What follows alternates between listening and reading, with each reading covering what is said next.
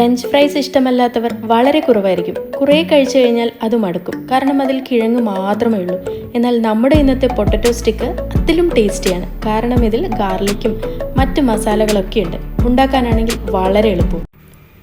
ഇതിനായിട്ട് 1/2 കിലോ കിഴങ്ങ് നന്നായിട്ട് വേവിച്ചെടുക്കണം. ഞാനിവിടെ നടുവേ കീറി പിന്നീടാണ് പീൽ ചെയ്തെടുക്കുന്നത്. നിങ്ങൾ സാധാരണ എങ്ങനെയാണോ ചെയ്യുന്നത് അതുപോലെ ചെയ്താൽ മതി. പക്ഷേ കിഴങ്ങ് നന്നായിട്ട് വെന്ത് ഉടഞ്ഞു കിട്ടണം. ഇനി ഇത് നല്ലൊരു സ്മാഷറോ അല്ലെങ്കിൽ സ്പൂണോ എടുത്ത് നന്നായിട്ട് ഉടച്ചെടുക്കുക. നന്നായിട്ട് ഉടച്ചെടുക്കുക എന്ന് പറഞ്ഞാൽ ചെറിയ കഷ്ണങ്ങളൊന്നും തന്നെ ഇല്ലാതെ വേണം നമ്മളിത് ഉടച്ചെടുക്കാനായിട്ട്. നമ്മൾ കണ്ടതുപോലെ നല്ല സ്റ്റിക്ക് പോലെയൊക്കെ ആക്കിയെടുക്കണമെങ്കിൽ ഇതിൽ കഷ്ണങ്ങളൊന്നും ഉണ്ടാവരുത്. ഇനി ഇതിൽ കുറച്ച് വെളുത്തുള്ളി ഗ്രേറ്റ് ചെയ്തെടുക്കാം. അരിഞ്ഞിടുന്നതിനേക്കാളും ചതച്ചിടുന്നതിനേക്കാളും ഇങ്ങനെ ഗ്രേറ്റ് ചെയ്തെടുക്കുകയാണെങ്കിൽ കുറച്ചും കൂടെ നല്ലതായിരിക്കും. ഇനി നന്നായി വെന്തുടച്ചെടുത്ത കിഴങ്ങിലേക്ക് 2 ടേബിൾ സ്പൂൺ ഗ്രേറ്റ് ചെയ്തിട്ടുള്ള വെളുത്തുള്ളി ചേർത്ത് കൊടുക്കാം. കൂടെ തന്നെ 2 ടീസ്പൂൺ പഞ്ചസാരയും. ഇത് നിർബന്ധമല്ല, കഴിക്കുമ്പോൾ ചെറിയൊരു മധുരത്തിന് വേണ്ടിയിട്ടാണ്. ഇനി ഇതിലേക്കൊരു 1/4 കപ്പ് കോൺഫ്ലവർ ആണ് ചേർത്ത് കൊടുക്കുന്നത്. നമ്മൾ എടുക്കുന്ന കിഴങ്ങിൻ്റെ അളവിനനുസരിച്ച് കോൺഫ്ലവറിൻ്റെ അളവ് മാറിക്കൊണ്ടിരിക്കും കേട്ടോ. കൂടെ തന്നെ 1 ടീസ്പൂൺ ചില്ലി ഫ്ലേക്സും ആവശ്യത്തിനുള്ള ഉപ്പും ചേർത്ത് കൊടുക്കാം. ഇനി ഇതിലേക്കൊരു 1/4 ടീസ്പൂൺ മഞ്ഞൾപ്പൊടിയും 1/2 ടീസ്പൂൺ കാശ്മീരി ചില്ലി പൊടിയും 1/2 ടീസ്പൂൺ കൂടി ജീരകത്തിൻ്റെ പൊടി, ചെറിയ ജീരകത്തിൻ്റെ പൊടിയും കൂടെ ചേർത്ത് കൊടുക്കാം. കൂടെ തന്നെ ചെറുതായിട്ട് അരിഞ്ഞ മല്ലിയിലയും ചേർത്ത് കൊടുക്കുന്നുണ്ട്. ഈ പച്ചക്കളർ കാണാൻ നല്ല രസമായിരിക്കും ഫ്രൈ ചെയ്ത് വെക്കുമ്പോൾ. ഇതിൻ്റെ കൂടെ നിങ്ങൾക്ക് പച്ചമുളകും വളരെ നൈസായിട്ട് അരിഞ്ഞതും കൂടെ ചേർത്ത് കൊടുക്കാം. ഇനി ഇതെല്ലാം കൂടിയിട്ട് നന്നായിട്ടൊന്ന് മിക്സ് ചെയ്ത് കൊടുക്കാം. ഒട്ടും കഷ്ണങ്ങളൊന്നും ഇല്ലാത്ത രീതിയിൽ നന്നായിട്ട് മിക്സ് ചെയ്തിട്ട് അവസാനം കുറച്ച് എണ്ണയും കൂട്ടിയിട്ട് ഒന്നും കൂടെ ഒന്ന് മിക്സ് ചെയ്തെടുത്ത് വയ്ക്കാം. കുറഞ്ഞതൊരു 10 മിനിറ്റ് നേരം ഫ്രിഡ്ജിൽ വെക്കുകയാണെങ്കിൽ നല്ലതാണ് കേട്ടോ. ഇനി ഇതുപോലെ വൃത്തിയുള്ളൊരു പോളിത്തീൻ കവർ എടുത്തിട്ട് നന്നായിട്ട് കഴുകി അതിൻ്റെ ഉള്ളിൽ ചെറുതായിട്ടൊന്ന് എണ്ണ തടവി കൊടുക്കുക. അതിനുശേഷം വലിയൊരു ഉരുള നമ്മുടെ കിഴങ്ങ് ഇതിൻ്റെ ഉള്ളിലോട്ട് വെച്ച് കൊടുക്കാം.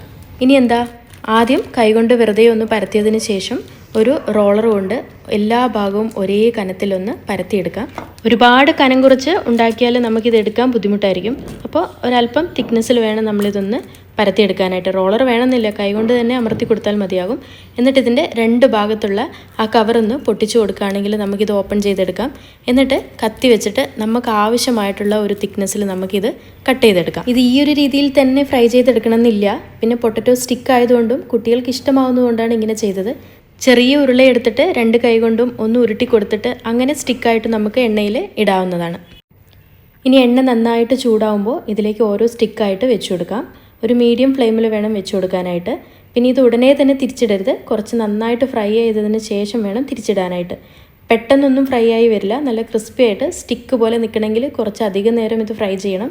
അപ്പോൾ കുറച്ച് സമയം എടുക്കും. ചെറിയ ഫ്ലെയിമിൽ നന്നായിട്ടൊന്ന് 2 സൈഡും തിരിച്ചും മറിച്ചുവിട്ട് ഫ്രൈ ചെയ്തെടുക്കുകയാണെങ്കിൽ നല്ല ക്രിസ്പി ആയിട്ട് വരും. ഇത് സ്റ്റിക്ക് അല്ലെങ്കിൽ ചെറിയ ചെറിയ ബോൾസ് ആയിട്ട് ഉരുട്ടിയിട്ടും നമുക്ക് ഫ്രൈ ചെയ്തെടുക്കാം. അപ്പോൾ കുറച്ചും കൂടെ നന്നായിട്ട് ഡീപ് ഫ്രൈ ചെയ്തെടുക്കണമെന്ന് മാത്രം. അപ്പോഴേ ഉൾഭാഗം നന്നായിട്ട് വെന്ത് വരികയുള്ളൂ. അപ്പോഴിനി സ്ഥിരം ഫ്രഞ്ച് ഫ്രൈസ് ഒക്കെ ഉണ്ടാക്കുന്നവരാണെങ്കിൽ ഇതൊന്ന് മാറ്റി പിടിച്ച് നോക്കൂ. കുട്ടികൾക്ക് വളരെ ഇഷ്ടമാവും. ഇതിൽ ഗാർലിക്കിൻ്റെ ടേസ്റ്റും മറ്റ് ചില്ലി ഫ്ലേക്സൊക്കെ വരുന്നതുകൊണ്ട് വളരെ രസമായിരിക്കും കഴിക്കാനായിട്ട്. എല്ലാവരും ഒന്ന് ട്രൈ ചെയ്ത് നോക്കുക.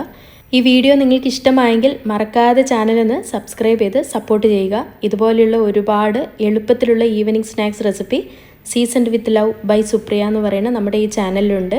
ഫ്രീ ആയിരിക്കുന്നവർ കണ്ടു നോക്കുക. അപ്പോൾ മറ്റൊരു വീഡിയോയുമായി വീണ്ടും കാണാം. താങ്ക്